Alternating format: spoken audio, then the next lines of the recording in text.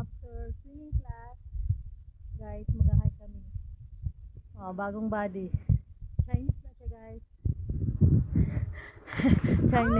Chinese mo, hindi marunong. Dala ko yung buong pagkatao ko.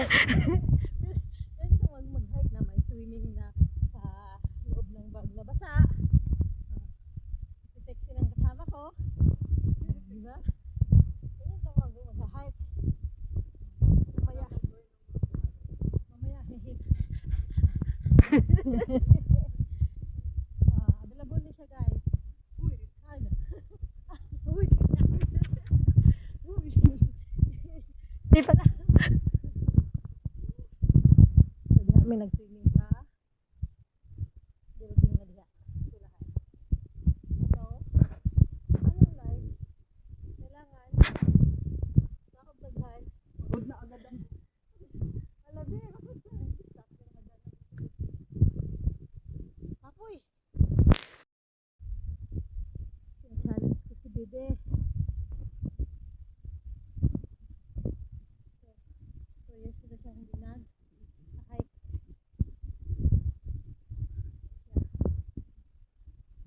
Haka.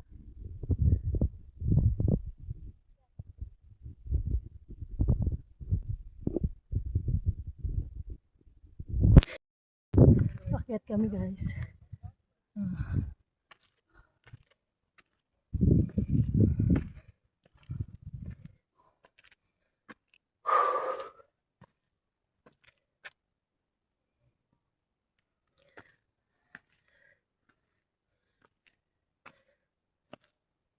This is it. Pansit.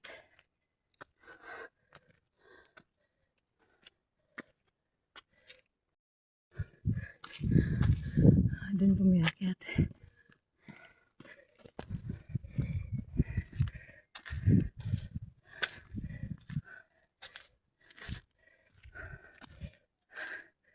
Ayun. Akyat pa kami dito. Kunti lang to, baby. Dahan-dahan lang, din tayo nagmamadali. Yan. Nainita na rin ako. Oo, punta kayo ng jacket mo. Ripaw ka. Jacket ka. Ano na? Start na naman. Akyat na ulit. Sige. Laban. hindi masakit ang ating mga paa. Bakit ka mo? Nag-swimming tayo galing. Hindi, kasi hindi rin masakit yung paa ko kasi nag-exercise nga ako lagi. Oo, mobility. Nasanay na, di ba? Oo. Ginagano ko yung Mga ni-stretch yung mga katawan. ginaganyan-ganyan ko. Yun nga, na-slide ako kanina, parang wala lang. Natakot lang ako, bi. Ang kamay ko, Ang kamay ko lang, baka ganun ko ba? Kasi, di ba? Mamaya ma-dislocate yung pelvis mo eh. Buti na lang nga, marunong ako mag-split. Meron ka na namang kwento. Kaloka. Doon tuloy. Yung mga kaibigan ko. Yung mag-hiking. Salita lang na. Lunch na mo, guys. Crispy kayo siya, Day. Crispy. Minsan lang ako bigyan ni Lola ng prutas. Pag mabulok. Charot.